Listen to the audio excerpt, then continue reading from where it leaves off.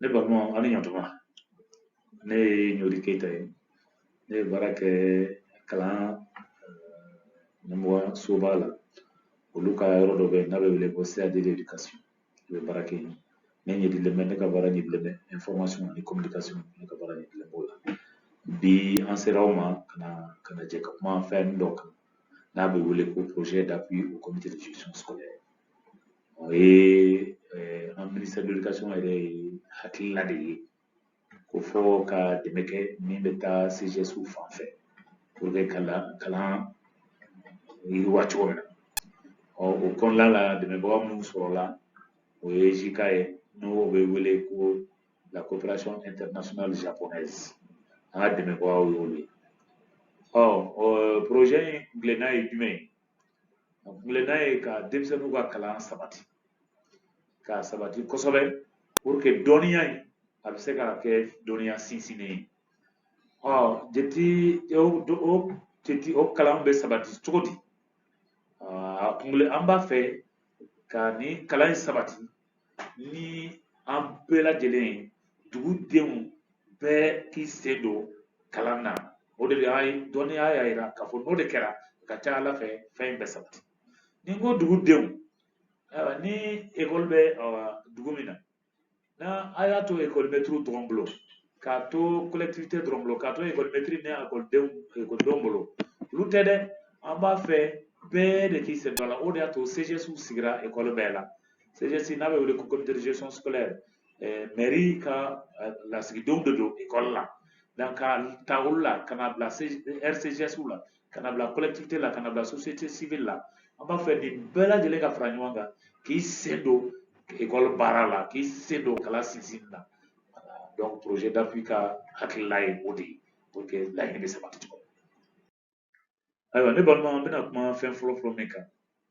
o ye exercice ninnu jɔyɔrɔ ye kalanko yɛrɛ la exercice ninnu bɛ kɛ ka kalan dafa min bɛ kɛ kilasi kɔnɔ ani exercice bɛ jɛ ka ɲɔgɔn dafa exercice jɔyɔrɔba de b'a la kalanko la an bɛna kuma fɛn fɔlɔ exercice fɔlɔ min kan o ye mathématique n'u b'a wele ko jatita jatikalan ye komi an delila k'a fɔ ɲɛna siɲɛ caman ale ye dɔnni yɛrɛ tubaju de ye n'i ma jatikalan in maîtriser a ka gɛlɛn i ka taa ɲɛfɛ kalanko ta fanfɛla la voilà surtout machine ko tile in na diɲɛ bɛ ka taa yɔrɔ min na ka wajibiyara an bɛɛ lajɛlen kan an ka jatikalan faamuya kosɛbɛ ok jatikalan in n'o hakilila la jatikalan in kɔni kɛra komi wajibi ye an bɛɛ lajɛlen kan a fɛn fɔlɔ ye mun ye diɲɛlatigɛ yɛrɛ kɔnɔna la an bɛ fɛn fɛn kɛ la bɛɛ bɛ taalen jatikalan in kan a bɛɛ baselen bɛ jatikalan in de kan sisan donc jamana o jamana n'i b'a fɛ ka taa ɲɛfɛ fo i ka jatikalan in sinsin i ka ladɔnniya kalan ta fanfɛla la voilà donc comme n y'a fɔ cogo min na jatikalan in a bɛ an kɛ an bɛɛ lajɛlen fɛ don o don fɛn min don an ka diɲɛlatigɛ yɛrɛ taalan yɛrɛ y'a ye komi delila k'a fɔ cogo min na hali n'i bɛ taama i sen da yɔrɔ i b'i sen da yɔrɔ jateminɛ parce que n'i jiginna dingɛ kɔnɔ dɔrɔn i laban i bɛ kɛlɛ i bɛ bɔ ka bin donc sen da yɔrɔ jateminɛli o bɛ jatikalan jati dɔ de kɛtɔla ye donc an ka vraiment an ka fɛɛrɛ kɛ an ka ɲɔgɔn dɛmɛ jatikalan in an ka sinsin ka don ba la jatikalan in a maîtriseli a faamuyali a sinsinni an fɛ o nana kɛ fɛn ye a nana kɛ wajibiyalen an kan bon donc n'a bɛ kɛ ten an kan k'an ka denmisɛnninw n'o ye an ka kalandenw ye depuis kilasi fitininw na k'u dɛmɛ u ka se ka san sɔrɔ u ka se ka jatikalan in a ka sinsin u ka kalan na cogo min na o bɛ fisaya an bɛɛ lajɛlen ma pour que denmisɛnninw ka kalan in yɛrɛ ka sinsin kosɛbɛ fɛn belebeleba saba bɛ yen n'o bɛ wele ko facteur clé an kɔni bɛna da don o de la sisan o facteur clé fɔlɔ-fɔlɔ ye mun ye o ye waati min bɛ taa kalan na a filanan ye mun ye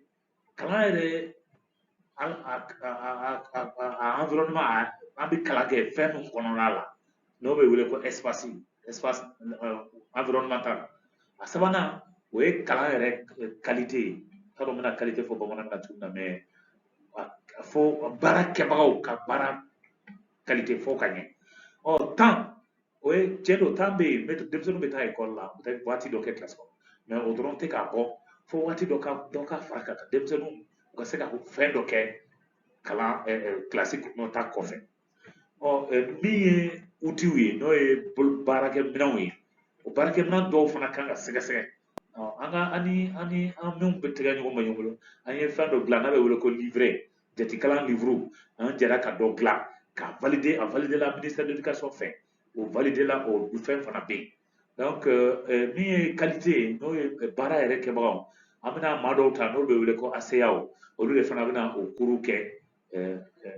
kɛrɛfɛ a tɛ kɛ kilasi kɔnɔ kilasi heure la mais a bɛ kɛ kilasi ekɔlidenw tɛ ekɔli kilasi kɔnɔ waati min na a ko waati o fɛn in pour que an ka kalan yɛrɛ ka taa ɲɛfɛ jeti kalan na kosɛbɛ fɛn belebeleba fila bɛ yen fo an ka jɛ k'olu aw tɛgɛ ka di ɲɔgɔn ma o fɛnw ye jumɛn ye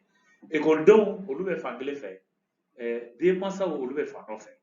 denmansaw olu tilalen don cogo dɔ la fɔlɔfɔlɔ n'an b'olu wele ko CGS olu ye minnu sigira pour que ka kɛ an ka collectivitéw ka cɛbɔ ye kalankɛbolow la école-maître fana bɛ yen o école-maître olu de kan ka kalan kilasi kuru di denmisɛnninw ka kilasi kɔnɔ an ka ACAw n'o bɛ wele accompagnateur olu bɛ cours de renforcement dispenser écolidenw maintenant anw min ye denmansaw yɛrɛ ye anw de fana bɛ denmisɛnninw dɛmɛ so kɔnɔla la donc o fɛn belebeleba ninnu n'an jɛra k'an bolo di bɛɛ k'i ta kɛ ka ɲa a ka ca ala fɛ an ka laɲini bɛ sabati denmisɛnninw ka kalan in an bɛ min na a la kɔnɔla la a bɛ sabati inshallah an ko fɛn dɔ bɛ yen fo pour que kalan in yɛrɛ ka taa ɲɛfɛ fo baarakɛbaga ninnu bɛɛ k'i ka fɛn fɛ an bɛna modèle dɔ de yira aw la sisan o modèle o bɛ komi bolo bɛ se ka si fɛn min na pour que ni a fɛn bɔra o sira fɛ baara bɛ ɲɛ o fɛn fɔlɔ an b'o wele ko CGS fonctionnel CGS fonctionnel ye fɛn ye CGS min bɛ se k'a ka activité bɛɛ boloda k'a boloda koɲuman surtout activité minnu bɛ taa kalan sɛgɛsɛ kalan kɔnɔla ɲali fɛ